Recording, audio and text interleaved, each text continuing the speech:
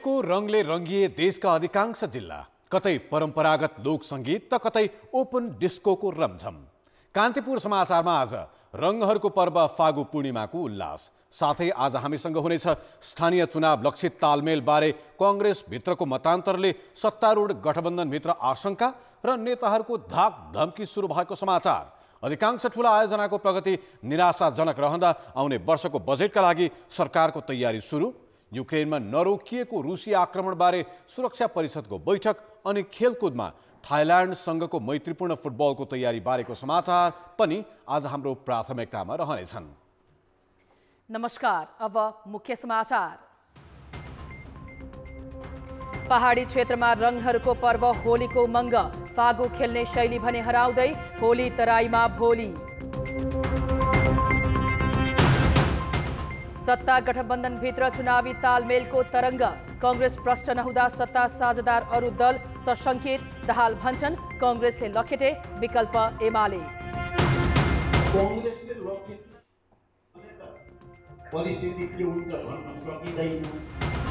आगामी आर्थिक वर्षको बजेट बनाउन सुरु, झण्डै 17.5 खर्बको सेलिङमा उत्पादन र रोजगारी प्राथमिकता, चालु वर्षमा भने गौरवका आयोजनाको प्रगति निराशाजनक। युक्रेनको मानवीय सङ्कटबारे छलफल गर्न राष्ट्रसङ्घ सुरक्षा परिषदको बैठक बस्दै रुसमाथि दबाव बढाउन अन्तर्राष्ट्रिय समुदायको जोड।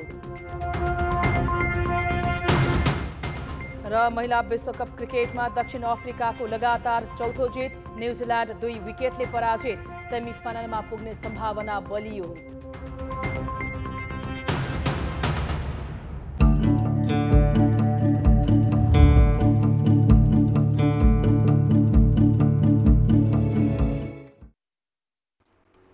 प्रेम र सद्भावको पर्व फागु अर्थात् होली आज काठमाडौँ उपत्यका सहित पहाडी र हिमाली जिल्लामा उल्लासका साथ मनाइएको छ।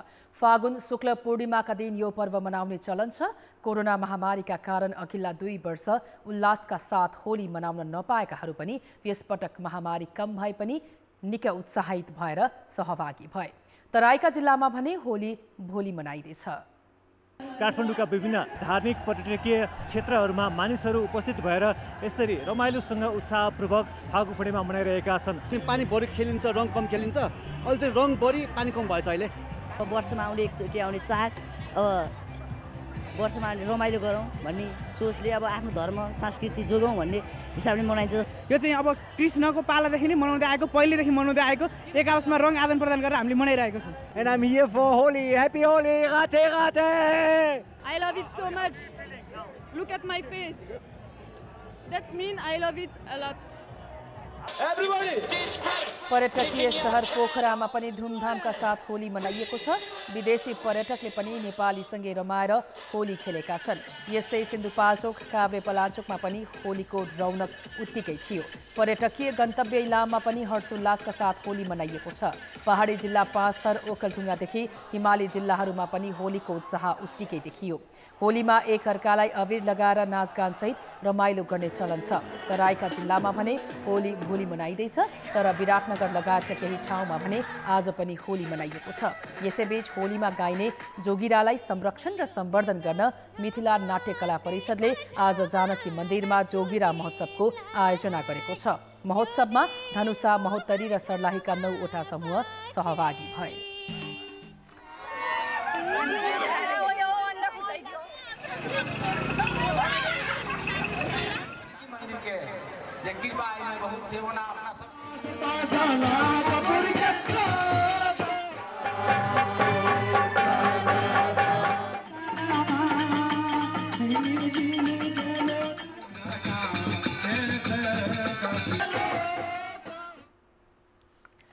आज नेपालका पहाडी भेग होलीको रङमा रङ्गिए। विश्वव्यापी कोरोना महामारीका कारण बितेका 2 वर्ष खुलेर रङमा रमाउन नपाएका नेपालीजनले यस वर्ष भने भव्यताका साथ होली मनाएका छन्। पहाडी क्षेत्रमा रङ अबिर दलेर मात्रै होइन, मौलिक संस्कृति झल्काउने गरी होली मनाइन्छ। के बालक, के वृद्ध अनि के वयस्क, सबैको तनमन रङ्गमा रङ्गियो। नेपाली जनको प्रिय अनि विशिष्ट चाड होलीको उमङ्गमय रङ्गमा नेपालको पहाडी भेग पुरै रङ्गियो।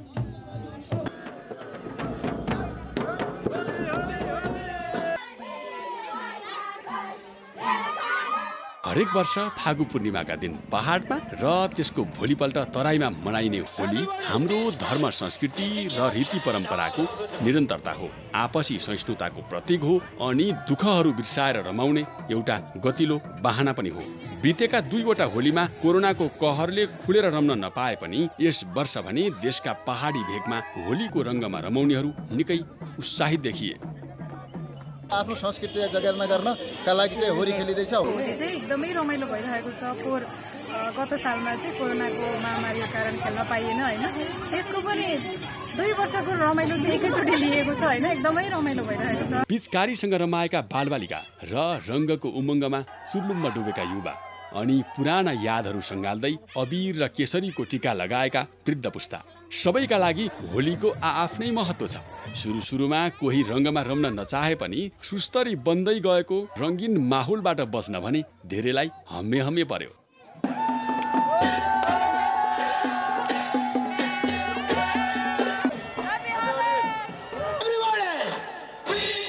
समयक्रमको विकाससँगै होली मनाउने शैली र परम्परामा निकै परिवर्तन आएको छ। गाउँघरमा साथीभाइ र आफन्तजन जम्मा भएर होली गीत गाउँदै मनाइने यो चाडको परम्परागत महत्त्व र रौनक भने अहिले नरहेको अग्रजहरूको ठम्याइ छ।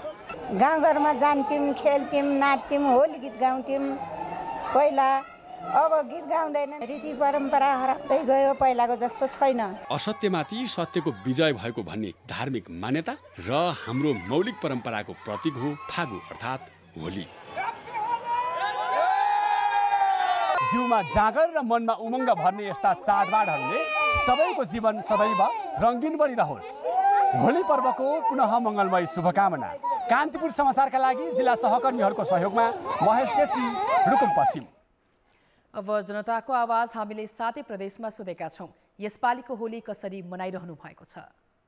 जनताको आवाज विभिन्न थरीको कलरहरूले शुभकामना दिँदै साथीभाइमा रमाइलो गरेर होली चाहिँ खेलिरहेका छौँ। रमाइलो डान्स यहाँ गरिरहेको हुन्छु, लोटपोट हाँसेर भइरहेको हुन्छु, एकदम मजा मनाउँछु। होली नाचगान गएर होइन, त्यसमै रङ अबिर खेलेर। कोभिडभन्दा अगाडि जसरी होली मनाइन्थ्यो यसपालिबाट चाहिँ बल्ल त्यसरी नै होली मनाउन थाल्यो। रङ लाउने, यसरी एक आपसमा खुसी साट्ने, रमाइलो गर्ने। साथीभाइहरू सबैजना जम्मा भएर मनाइरहेका छौँ। रमाइलोसँग कुनै तडक भडक नगरिकन मनायौँ। अबिर लगाएर हामी आफ्नै फ्यामिली डेस्टअप लाइनहरू सबै रमाइलो गरिरहेका छौँ। साथीहरूको घरमा गएर मनाउँछौँ। माया साटासाट गरेर एकताका साथ हामीले होली मनाइरहेका छौँ। साथीहरू चाहिँ जम्मा भएर होलीको शुभकामना आदान प्रदान गर्दैछौँ। हामीले जति पनि दुश्मनीलाई पनि भुलाएर रङ्गको तिहार मनाउने गरेका छौँ। फ्यामिलीसँग अनि साथीसँग माया साटासाट गरेर रमाइलो गरेर मनाएको छ। साथीसँग बसेर चाहिँ हामी मनाइरहेका छौँ। एकअर्काको घर गएर नाचेर गीत गाएर रमाइलो गरेर अबिर खेलेर मदिरा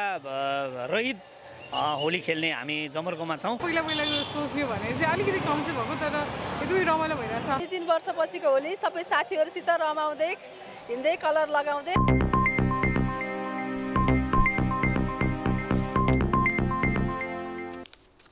सरकारको नेतृत्वकर्ता नेपाली कांग्रेसले चुनावी तालमेलका विषयमा निर्णय गर्न ढिलाइ गर्दा सत्तारूढ अरू दलले आशंका व्यक्त गर्न थालेका छन्। आज बिहान भएको बैठकमा प्रधानमन्त्री शेरबहादुर देउवालाई माओवादी केन्द्रका अध्यक्ष पुष्पकमल दाहाल र एकीकृत समाजवादीका अध्यक्ष माधव कुमार नेपालले निर्वाचन समीकरणबारे प्रश्न हुन भनेका छन्। आजै बुटवल पुगेका दाहालले त कांग्रेसले लखेट्न खोजे एमालेसँग मिलेर चुनावमा जाने संकेत समेत गरे। के सत्ता गठबन्धन बीच चुनावी तालमेलबारे कमजोर समीकरण बन्न लागेको हो? एक रिपोर्ट। प्रधानमन्त्री निवास बालुवाटारमा बिहिबार बसेको गठबन्धन बैठकमा माओवादी केन्द्रका अध्यक्ष पुष्पकमल दाहाल र एकीकृत समाजवादीका अध्यक्ष माधव कुमार नेपालले निर्वाचनमा गठबन्धन गर्ने विषय प्रवेश गराएका थिए। तर प्रधानमन्त्री एवं कांग्रेस सभापति शेरबहादुर देउवाले गठबन्धनबारे प्रष्ट धारणा राखेनन्। देउवाको अलमलले सत्ताका अरू दलमा आशंका बढ्न थालेको छ। बालुवाटार बैठक सकेर बुटवल पुगेका दाहालले कांग्रेसका केही अतिवादी नेताका कारण चुनावमा परिस्थिति फेरिन सक्ने बताउनु त्यसैको संकेत हो। त्यति मात्र होइन, उनले त आफूहरूलाई लखेट्न थाले एमालेसँग तालमेल हुन सक्ने बताए। नेपाली कांग्रेसको केही नेताहरूले भन्ने गर्छन् नि माओवादी केन्द्रसँग कुनै हालतमा तालमेल गरिँदैन, हुनै सक्दैन भन्ने ढङ्गले असाध्य अतिवादी ढङ्गले बोल्ने केही नेता देखिनु भएको छ। हुन त प्रधानमन्त्रीजीले उहाँहरूलाई अब बोल्न बन्द गरेर पनि भनिसक्नु भएको छ। अब कङ्ग्रेसले लखेट्न नै थाल्यो भने त परिस्थिति के हुन्छ भन्न सकिँदैन। त्यसो त एकीकृत समाजवादी र जनता समाजवादी पार्टी पनि काङ्ग्रेससँग निर्वाचनमा गठबन्धन हुनेमा ढुक्क छैनन्। चुनावमा एक्लै जाँदा कमजोर धरातल देखेपछि उनीहरू स्थानीय, प्रदेश र सङ्घीय तिनै तहको निर्वाचनमा प्रतिशत तोकेरै तालमेल गर्ने पक्षमा छन्। मानव 5 दलीय गठबन्धनबाट काङ्ग्रेस निस्क्यो भने 4 दलीय गठबन्धन कायम रहन्छ। यदि यसो भयो भने 3वटा समीकरण मध्ये सबैभन्दा शक्तिशाली समीकरण हाम्रो हुन्छ। नेपाली काङ्ग्रेसमा भने 2 समूहबीच गठबन्धनबारे मतान्तर देखिन्छ। सभापति देउबा पक्ष सहकार्य गर्ने पक्षमा र शेखर कोइराला पक्ष सकभर एक्लै चुनावमा जाने पक्षमा। गठबन्धन गरे अघिल्लो निर्वाचनमा जितेका र बलियो पकड भएका स्थानमा बाहेक अरूमा गर्नुपर्ने मत काङ्ग्रेसभित्र छ। गठबन्धन सिद्धान्त होइन कि आवश्यकता हो। आवश्यकताको सिद्धान्त अनुसार, स्थानीय साथीहरूको राय परामर्श अनुसार र हाम्रो 1 महिने अभियानले 77 जिल्लाकै 6743 वडाबाट ल्याएको रिपोर्ट अनुसारको हाम्रो छलफल हुन्छ, विश्लेषण हुन्छ। केन्द्रीय समितिको बैठकले गठबन्धनमा कति प्रतिशत कसरी जाने भन्ने कुरा तय गर्छ। काङ्ग्रेसले जोखाना हेरिरहँदा गठबन्धन साझेदार दलहरू सरकारका लागि दबाब बढाउँदै गएको जस्तो पनि देखिन्छ। एक्लै हिँड्दा बहुमत नआउने र सत्ता बाहिरै रहनुपर्ने डर काङ्ग्रेसको संस्थापन पक्षभित्र पनि बलियो छ। कान्तिपुर समाचारका लागि क्यामेरामा राजेन्द्र महर्जनका साथ पर्वतराज घिमिरे, काठमाडौँ। स्थानीय तहको निर्वाचन नजिकिँदै जाँदा महानगर र उपमहानगरमा नेतृत्व गरिरहेका कतिपय प्रमुख उपप्रमुखले उपल्लो पद ताक्न थालेका छन्। कतिपय भने फेरि पनि दोहोरिने दाउमा छन्। त्यसको टुङ्गो भने दलहरूले गर्ने निर्णयपछि मात्रै लाग्नेछ। पश्चिम नेपालको प्रमुख सहर नेपालगञ्ज उपमहानगरपालिकाका प्रमुख धवल शमशेर राणाले 10 वर्षसम्म स्थानीय सरकारको नेतृत्व गरिसकेका छन्। राप्रपाबाट चुनाव जितेर पछिल्लो 5 वर्षको कार्यकालमा विकास र जनसरोकारका कतिपय परिणाममुखी काम गरेका राणाले अब तेस्रो पटक उपमहानगरको प्रमुख नहुने घोषणा नै गरेका छन्। उनी प्रतिनिधि सभा हुँदै केन्द्रीय सत्तातर्फ केन्द्रित हुने दाउमा छन्। देशमा को प्रगति र उन्नतिको लागि त्यो प्रतिनिधि सभा र जनताकै नेतृत्वले त्यहाँबाट देश हाँक्ने काम हुने भएकोले त्यहाँ जानु पर्यो मैले आवश्यक ठानेको छु। गण्डकी प्रदेशको राजधानी तथा पोखरा महानगर उपप्रमुख मन्जु देवी गुरुङले यस पटक प्रमुख हुने चाहना राखेकी छन्। स्वास्थ्यका कारणले महानगर प्रमुख मानबहादुर जीसीले विश्राम लिनुपर्ने देखिएपछि एमालेबाट गुरुङले दाबी गरेकी हुन्। तर एमालेले उनलाई चुनावी मैदानमा उतार्छ कि उतार्दैन टुङ्गो छैन। अब प्रमुख पदहरूमा चाहिँ महिलाको चाहिँ समान चाहिँ त्यहाँ हुनुपर्छ, समान सहभागिता महिलाको हुनुपर्छ भनियो। बागमती प्रदेशको राजधानी हेटौडा उपमहानगरका प्रमुख हरिबहादुर महत आफूले थालेका बहुवर्षीय योजना पूरा गर्न भन्दै पुनः दोहोरिएर चुनाव लड्ने पक्षमा छन्। तर महतलाई उनको दल एमालेले दोस्रो कालका लागि उम्मेदवार बनाउने हो होइन टुङ्गो छैन। नेपाली काङ्ग्रेसबाट निर्वाचित कैलालीको धनगढी उपमहानगरपालिकाका प्रमुख निरपबहादुर बड पनि दोस्रो पटक दोहोरिने तयारीमा छन्। अधिकतर अधुरा कामहरू छन् र त्यो अधुरा कामलाई पूर्णता दिनका लागि एक कार्यकाल फेरि दोहोरिनुपर्छ भन्ने लाग्छ। फेरि धेरै चाहिँ दोहोऱ्याउनु पर्छ पार्टीले निर्णय गर्यो, ओके होइन। अब त 2 चोटि उमेर भइसक्यो, फेरि मेयर भइसक्यो, अब फेरि दाबी गर्न पाउँदैन भनेको त्यो सही कुरो हो। फेरि मेरो नैतिकताले दिँदैन, फेरि म मेयर लड्न पाऊँ, फेरि म माननीय लड्न पाऊँ भन्ने कुरो त्यो मेरो चाहिँ नि त्यो माग हुँदैन। पूर्वको विराटनगर महानगरमा अहिलेकै प्रमुख भीम पराजुलीले पुनः सोही पदमा निर्वाचन लड्ने तर्खरमा छन्। उपप्रमुख इन्दिरा कार्कीको चाहना पनि दोहोर्याउने देखिन्छ। यस्तै भरतपुर, काठमाडौँ र ललितपुर महानगरको नेतृत्वमा पनि मेयरहरू दोहोरिन खोज्दैछन् भने उपमेयर माथिल्लो पद ताक्दैछन्। वीरगञ्ज महानगरमा अहिलेका प्रमुखले पार्टी नै परिवर्तन गरेर फेरि उम्मेदवार बन्न खोज्दैछन्। दलहरू पनि निकटता, लोकप्रिय काम र जनमत बुझेर कसैलाई उम्मेदवारमा दोहोर्याउने रणनीतिमा देखिन्छन्। कान्तिपुर समाचारका लागि हेटौडा, पोखरा र कैलाली सहकर्मी र सविता झिसीका साथ जे पाण्डे, नेपालगञ्ज, बाँके। निर्वाचन आयोगले स्थानीय तह चुनावमा उम्मेद्वार बन्न अहिलेका पदाधिकारीले राजीनामासँगै बेरुजु र पेस्की फर्स्यौट गर्नुपर्ने व्यवस्था गरेको छ। यसलाई निष्पक्ष निर्वाचन र सुशासनका लागि अनिवार्य जस्तै मानिएको छ। आयोगले निर्वाचन खर्चको सीमामा समेत कडाई गरेको छ, तर आर्थिक प्रणाली निगरानी गर्न भने आयोगलाई चुनौती हुने देखिन्छ। स्थानीय तहका वर्तमान पदाधिकारी फेरि उम्मेद्वार बन्न चाहेमा राजीनामा दिनु त पर्ने छ नै, चुनिएको निकायबाट लिएको पेस्की र बेरुजु भए त्यो समेत फर्च्योट गर्नुपर्नेछ, जसलाई आयोगले यो निर्वाचनमा बाध्यकारी बनाउन खोजेको छ। उम्मेद्वार बन्ने हालको स्थानीय तहका पदाधिकारीहरूको नाममा पेस्की बेरुजु छ भने फर्च्योट भएको हुनु पर्यो। त्यस्तै असुल उपर गर्ने गरी किटानीका साथ उल्लेख गरेको बेरुजु छ भने त्यो पनि फर्च्योट भएको हुनु पर्यो। निर्वाचन आयोगले खर्चलाई बैंकिङ प्रणालीमा ल्याउन 25,000 भन्दा माथिको रकम बैंक खातामै हाल्नुपर्ने भनेको छ। भड्किलो निर्वाचन प्रणालीलाई रोक्न यो व्यवस्था राखिएको हो, तर कार्यान्वयनको पक्ष कमजोर हुँदा आयोगलाई यसको लेखाजोखा गर्न सजिलो छैन। निर्वाचन आयोगले निर्वाचन गर्नेले चाहिँ उसको चाहिँ पोलिटिकल पार्टीको आन्तरिक चुनाव पनि उसले गर्नुपर्छ र चाहिँ महालेखा परीक्षकले चाहिँ सम्पूर्ण कारोबारको उसको अडिट पनि गर्नुपर्छ। पोलिटिकल पार्टीको एउटा नेताले आज चाहिँ तपाईँको विराटनगरमा भोलि धनगढीमा हेलिकप्टर लिएर चाहिँ गर्न आमसभा गर्न कसरी सक्छ? उसको स्रोत के हो? उसले के व्यवसाय अवलम्बन गरेको छ? ऊ व्यक्तिको चाहिँ आर्थिक हैसियत कस्तो छ? त्यो पोलिटिकल पार्टीमा आबद्ध हुने यो सम्पूर्णको चाहिँ विवरण फेरिस्त उसले नराखिकन राखेर त्यसलाई चाहिँ समयमा चाहिँ अनुगमन नगरिकन सक्दैन र यस्तो बेलामा चाहिँ सक्दैन भनेर फेरि निष्क्रिय बस्नु हुँदैन। खर्चको सीमा तोकिसकेको आयोगले उम्मेद्वारलाई आवश्यकता अनुसार हेलिकप्टरको प्रयोग गर्न दिने भनेको छ, तर उम्मेद्वारको संख्याका आधारमा राजनीतिक दलले गर्न पाउने खर्चको कुल सीमाभित्र रहेर मात्रै गर्नुपर्नेछ। चुनाव प्रचारमा निर्वाचन चिन्ह वा झण्डा अंकित कपडा, टोपी, टी सर्ट, ज्याकेट, झोला लगायतका सामग्री प्रयोगमा पनि रोक लगाएको छ। टुल ब्यानरको प्रयोगदेखि सवारी साधनको प्रयोग गरी र्याली निकाल्नेसम्मका गतिविधिलाई पनि रोक लगाएको छ। सभा सम्मेलनका लागि 72 घण्टा अगाडि नै प्रशासनलाई जानकारी गराउनु पर्नेछ।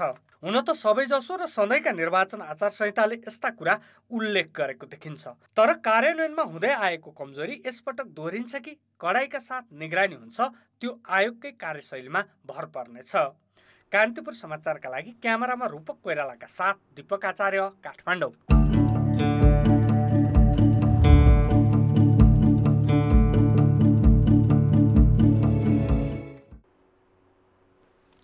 सरकारले आगामी आर्थिक वर्ष 2079-80 को बजेट निर्माणको काम सुरु गरेको छ।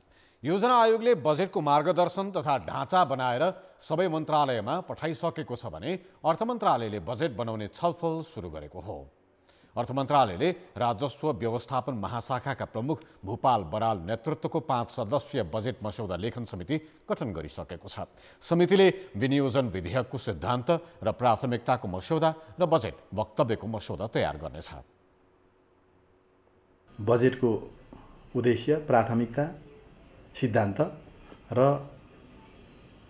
बजेट वक्तव्यको मस्यौदा, बजेटको मस्यौदा भनौँ न, त्यसको लागि चाहिँ तपाईँको एउटा कमिटी बनाएको छ। राजस्व महाशाखा प्रमुख भूपाल बरालको संयोजकत्वमा 5 सदस्यीय समिति बनेको छ। त्यो समितिले तिनै अघि मैले भनेका विषयहरूमा काम गर्छ। योजना आयोगले आगामी आर्थिक वर्षका लागि 17 खर्ब 45 अर्ब रुपैयाँको बजेट सीमा निर्धारण गरेको छ। मन्त्रालयगत बजेटको सीमा पनि पठाइएको आयोगले जनाएको छ।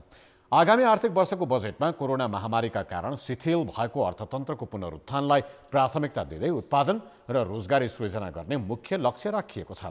आर्थिक समृद्धिको आधार तय गर्ने खालका आयोजना छनौट गर्न आयोगले मार्गदर्शनमा भनेको छ। आयोगले चैत 7 देखि 9 गतेसम्म राष्ट्रिय विकास समस्या समाधान उपसमितिको बैठक राखेर यो वर्षको खर्चको समीक्षा गर्दैछ। सरकारले उच्च प्राथमिकता दिएर राष्ट्रिय गौरवमा सूचीकृत गरेका आयोजनाको प्रगति भने सुस्त देखिएको छ। चालु आर्थिक वर्षको 8 महिनामा यस्ता आयोजनाको प्रगति 23% मात्र छ। आयोजना कार्यान्वयनका लागि अनुकूल वातावरण हुँदा पनि प्रगति हुन नसक्नुले विकास प्रशासनमाथि नै प्रश्न उठेको छ। फागुन 15 गते संसदबाट अनुमोदन भएको अमेरिकी सहायता सम्बन्धी एमसीसी सम्झौता कार्यान्वयनमा गएर अमेरिकी सहायता प्राप्त नभए पनि सरकारले यसलाई राष्ट्रिय गौरवको आयोजनामा राखेको छ। तर यो आयोजनाको प्रगति चालु आर्थिक वर्षमा जम्मा 1% छ। विद्युत प्रसारण र सडक निर्माणसँग सम्बन्धित यो परियोजनाले गति लिन अझै 1 वर्ष पर्खिनु पर्नेछ। 10 वर्षदेखि चर्चामा रहेको बुढीगण्डकी आयोजना पनि अलपत्र छ। लगानीकै विषय टुङ्गो लाग्न नसकेको यो आयोजनामा चालु आर्थिक वर्षको 8 महिनामा जम्मा 2% मात्र विकास खर्च भएको छ। चालु आर्थिक वर्षको यो अवधिमा मेलम्ची खानेपानीले 13, सिक्टा सिँचाइले 20, भेरी बबई डाइभर्सनले 21, काठमाडौँ तराई मधेस फास्ट ट्र्याक र चुरे संरक्षण कार्यक्रमले जम्मा 23% मात्र खर्च गरेका छन्। अन्य आयोजनाहरूको पनि अवस्था उस्तै छ। राजनीतिक र प्रशासनिक समन्वय, अनुगमन तथा उचित निर्देशनको अभावमा ठुला आयोजनाको गति सुस्त छ। हामीले 3टा शब्द प्रयोग गरेका छौँ। राष्ट्रिय गौरवको आयोजना भनेर 24वटालाई भनेका छौँ। यसै गरी हामीले गेम चेन्जर प्रोजेक्ट रूपान्तरकारी आयोजना पनि भनेका छौँ। यसै गरी प्राथमिकता 1 प्राप्त आयोजना पनि भनेका छौँ। पहिला शब्दगत रूपमा नै हामीलाई केही विवाद छ। दोस्रो कुरा भनेको राष्ट्रिय गौरवको आयोजनालाई निर्वाध रूपमा सञ्चालन गरेर यसको छुट्टै ऐन बनाउने भनिएको थियो। यसको छुट्टै ऐन बनाउन सकिएन। तेस्रो कुरा भनेको त राष्ट्रिय गौरवको आयोजनाको विद्युतीय रूपमा यसको प्रगति समीक्षा गर्नको निमित्त प्रधानमन्त्री, राष्ट्रिय योजना आयोगका उपाध्यक्ष र मुख्य सचिव कहाँ एउटा प्रबन्ध गरिएको थियो। त्यो प्रबन्धलाई उहाँहरूले त्यति मजबुतका साथ प्रयोग गर्न सक्नु भएन। वैदेशिक सहायताका केही आयोजनामा दुवै पक्षले आवश्यक गृह कार्य पूरा नगर्दाको असर विकासमा परेको छ। सिक्टा सिँचाइ जस्ता केही आयोजनामा भने प्राविधिक जटिलताको लेखाजोखा नगरी कार्यान्वयनमा लगिँदा वर्षौंदेखि समस्या छ। केही आयोजनाको चाहिँ छनौटमा त्रुटि छ। ती आयोजनाहरू राष्ट्रिय गौरवका हुन् कि होइनन् भनेर अहिले पनि डिबेट गर्ने ठाउँहरू छ। अब अहिले न्यून छ। पहिला विगतमा अलि धेरै थिए, अहिले अलि परिमार्जित हुँदै आएको छ। त्यसकारण राष्ट्रिय गौरव साँच्चै राष्ट्रिय गौरवको हुनु पर्यो। त्यसले राज्यलाई रूपान्तरण गर्न सक्नु पर्यो। एउटा मात्र सेक्टर अथवा त्यसले समेट्ने क्षेत्रलाई मात्रै भए पनि रूपान्तरण गर्न सक्नु पर्यो। गौतम बुद्ध अन्तर्राष्ट्रिय र पोखरा क्षेत्रीय अन्तर्राष्ट्रिय विमानस्थलको सञ्चालन तयारी भइरहँदा निजगढ अन्तर्राष्ट्रिय विमानस्थलको प्रारम्भिक काम समेत हुन सकेको छैन। सरकारले चालु आर्थिक वर्षमा राष्ट्रिय गौरवका आयोजनामा 66 अर्ब 47 करोड छुट्याएकोमा अहिलेसम्म 15 अर्ब 30 करोड अर्थात् 23% मात्र खर्च भएको छ। 2069 सालमा 8वटा आयोजनालाई राष्ट्रिय गौरवमा समावेश गरिए पनि अहिले बिना तयारीका अन्य योजना समेत समावेश गर्ने होडले समस्या निम्तिएको छ। कान्तिपुर समाचारका लागि क्यामेरामा गोविन्द खत्रीका साथ बाबुराम तिमिलसिना, काठमाडौँ। सत्तारूढ नेकपा एकीकृत समाजवादीले आगामी स्थानीय तह निर्वाचनका लागि 7 प्रदेशमा अनुगमन टोली खटाउने निर्णय गरेको छ। आज बसेको स्थायी समिति बैठकले प्रदेश 1 मा प्रमेश हमाल, मध्य प्रदेशमा जगन्नाथ खतिवडा, बागमतीमा गंगालाल तुलाधर र गण्डकीमा जयन्ती राईलाई अनुगमनको जिम्मेवारी दिएको हो। यसैगरी लुम्बिनीमा विजय पौडेल, कर्णालीमा बेदुराम भुसाल र सुदूरपश्चिम प्रदेशमा रामचन्द्र झालाई खटाइएको छ। अनुगमन टोलीले प्रदेशमा पार्टीको अवस्था मूल्याङ्कन गरी प्रतिवेदन पेश गर्नेछन्। नेपालमा कोभिड संक्रमण दर 1% हाराहारीमै स्थिर छ। गएको 24 घण्टामा 1654 जनाको पीसीआर परीक्षण गर्दा जम्मा 22 जनामा अर्थात् 1.3% मा कोभिड संक्रमण पुष्टि भएको हो। 24 घण्टामा 220 जना निको भएका छन्। अहिले संक्रमण दर 2% भन्दा कम छ, अर्थात् अहिले कोभिडको जोखिम निकै कम भएको चिकित्सक बताउँछन्। आज 28 जनाको आइसियु र 6 जनाको भेन्टिलेटरमा उपचार भइरहेको छ। देशैभर सक्रिय संक्रमितको संख्या 4376 छ। अहिलेसम्म नेपालमा कुल जनसङ्ख्याको 75%ले पहिलो र 64%ले पूर्ण मात्रा खोप पाएका छन्। अर्थ र विकास। श्रम बजारको अध्ययन गर्न श्रम मन्त्रालयको उच्च नेतृत्व अफ्रिकी मुलुक सेसेल्स प्रस्थान गरेको छ। संयुक्त अरब इमिरेट्स भ्रमणपछि श्रम मन्त्री कृष्ण कुमार श्रेष्ठ नेतृत्वको टोली आज सेसेल्स गएको हो। सेसेल्सले 3 वर्ष अघि नै सुरक्षा गार्ड र सेवा क्षेत्रमा नेपाली युवा लैजान चासो देखाएको थियो। श्रम बजारको अध्ययन र ती देशका अधिकारीहरूको छलफलपछि श्रम समझदारीको सम्भावना खोजिनेछ। मान्य श्रम मन्त्रीज्यूसँग चाहिँ अब सेसेल्समा नेपाली दाजुभाइ दिदीबहिनीहरूलाई के कस्ता एरियाहरूमा रोजगार दिन सकिन्छ भन्ने बारेमा अलिक व्यापक बृहत छलफल गर्ने र त्यसको आउटकम के निस्किन्छ त्यसपछि गएर नेपालमा गएर पोलिटिकल लेभलमा, प्रशासनिक लेभलमा, त्यसको स्टेक होल्डरको लेभलमा, व्यवसायहरूको लेभलमा सबै तहमा छलफल गरिसकेपछि के कस्तो रणनीति अवलम्बन गर्न उपयुक्त हुन्छ। सायद श्रम सम्झौता गर्नुपर्ने पनि हुनसक्छ, अथवा त्यस्तो श्रम सम्झौता नगरिकन अन्य कुनै मेथडबाट पनि नेपाली दाजुभाइ दिदीबहिनीलाई त्यहाँ पठाउन सकिन्छ भने त्यतादेखि हामी तयार गर्ने भन्ने किसिमले तयार गर्दैछौँ। 3 महिना अघि सेसेल्सका अधिकारीहरूले नेपाल भ्रमणका क्रममा छिटो छरितो तवरले श्रमिक लैजाने वातावरण मिलाइदिन आग्रह गरेका थिए। अफ्रिकी मुलुक सेसेल्समा कति नेपाली कार्यरत छन् भन्ने तथ्याङ्क भने सरकारी निकायसँग छैन। सेसेल्सपछि श्रम मन्त्री कतार फर्किने कार्यक्रम छ। कटारमा हुने मन्त्रीस्तरीय बैठकमा सन् 2005 मा भएको श्रम समझदारी पुनरावलोकनका विषयमा छलफल हुनेछ। त्यसै कटार प्रहरीमा नेपाली युवालाई पुनः भर्ना लिने र श्रमिकका आधारभूत सेवा सुविधाका विषयमा पनि छलफल हुनेछ। अब जनमतको अन्तिम परिणाम। जनमतमा हिजो हाम्रो प्रश्न थियो, मेलम्ची खानेपानी आयोजनाको पुनर्निर्माण चाँडो सक्न के गर्नु पर्ला? ए. काममा तीव्रता, बी. पर्याप्त बजेट र सी. स्थानीयको अग्रसरता। जनमतको अन्तिम परिणाम यस्तो छ, ए. काममा तीव्रतामा 75%, बी. पर्याप्त बजेटमा 9% र सी. स्थानीयको अग्रसरतामा 16% मत प्राप्त भएको छ। अब आजको प्रश्न। जनमत। श्रम गन्तव्य खोज्न मन्त्री नै विदेश जानुपर्ने बाध्यतालाई के भन्ने? ए. रोजगारी दिन नसक्दाको पीडा, बी. अवसरको खोजी र सी. घुमफिर गर्ने बहाना। जनमतको अन्तिम परिणाम भोलि बेलुकी 8 बजेको कान्तिपुर समाचारमा प्रसारण गर्नेछौँ। कृपया NEWS news space A B वा C टाइप गरी 34001 मा SMS गरी आफ्नो मत व्यक्त गर्नुहोला। कोरोना संक्रमण कम हुँदै जाँदा सरकारले जारी गरेका आदेशहरू पनि खुकुलो बनाइएपछि विदेशी पर्यटक आउने क्रम बढेको छ। सन् 2022 को जनवरीमा 16,975 जना विदेशी पर्यटक नेपाल आएका थिए, तर फेब्रुअरीमा विदेशी पर्यटकको संख्या बढेर 19,766 पुगेको छ। यही अनुपातमा पर्यटक आए यो महिना पर्यटकको संख्या थप बढ्ने अनुमान सरकारको छ। अहिले पर्यटकीय सिजन सुरु भएसँगै अन्नपूर्ण ट्रेकिङ मार्ग, रसुवा र सोलुखुम्बु क्षेत्रमा पर्यटकको चाप बढेको छ। कोभिडले अन्नपूर्ण संरक्षण क्षेत्रमा 2 वर्षदेखि पर्यटकीय गतिविधि सुस्त जस्तै थियो। मार्च महिना यता दैनिक 52 जनासम्म पर्यटक पुग्ने गरेका छन्। यता रसुवाको लाङटाङ, गोसाईकुण्ड लगायत क्षेत्रमा पदयात्राका लागि जाने पर्यटकको संख्या बढेको हो। पछिल्लो समय अमेरिका, बेलायत, भारत लगायतका मुलुकबाट आउने पर्यटक बढी छन्। खेलकुद समाचार। कैलालीको धनगढीमा आगामी वैशाख 3 गतेदेखि महिला गोल्ड कप हुने भएको छ। आयोजक वानदेवी युवा क्लब तेघरीले आज पत्रकार सम्मेलन गरेर महिला गोल्ड कपको मिति घोषणा गरेको हो। क्लबका अध्यक्ष सुसन जोशीले प्रतियोगितामा विभागीय टिम सहित 8 टोली सहभागी हुने बताएका छन्। प्रतियोगिताका विजेताले 5 लाख तथा उपविजेताले 2,50,000 रुपैयाँ पुरस्कार पाउनेछन्। प्रतियोगिताका विभिन्न विधाका उत्कृष्ट खेलाडीलाई 10,000 दिइनेछ। सर्वोत्कृष्ट खेलाडीले 50,000 रुपैयाँ पाउने आयोजकले बताएको छ। प्रतियोगिता सञ्चालन गर्न झन्डै 1 करोड खर्च लाग्ने अनुमान गरिएको छ।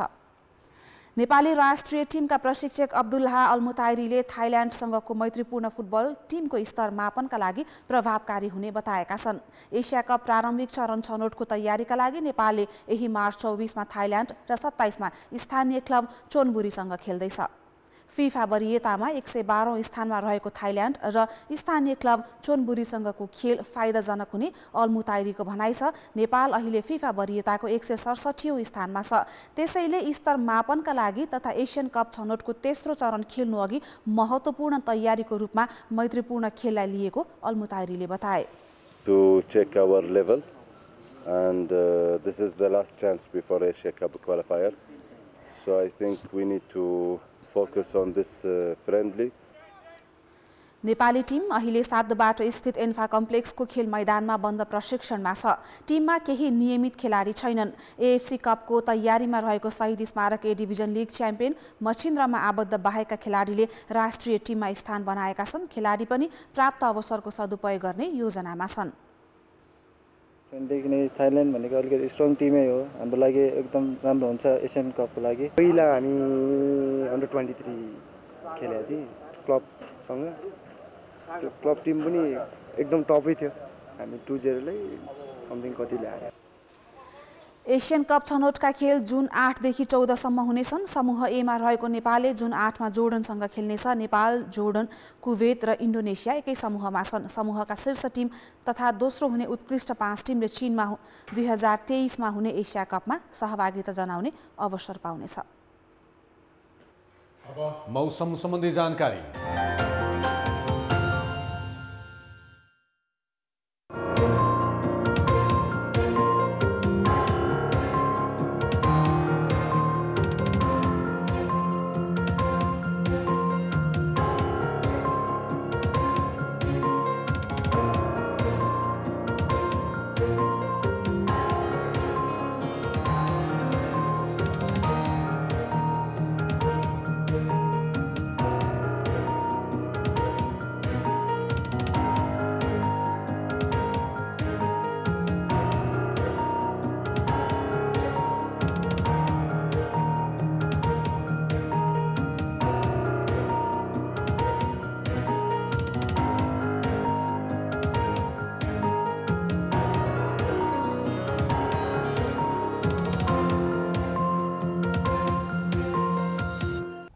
कान्तिपुर समाचार अहिलेलाई सकियो। कान्तिपुर टेलिभिजन हेर्दै गर्नुहोला। नमस्ते।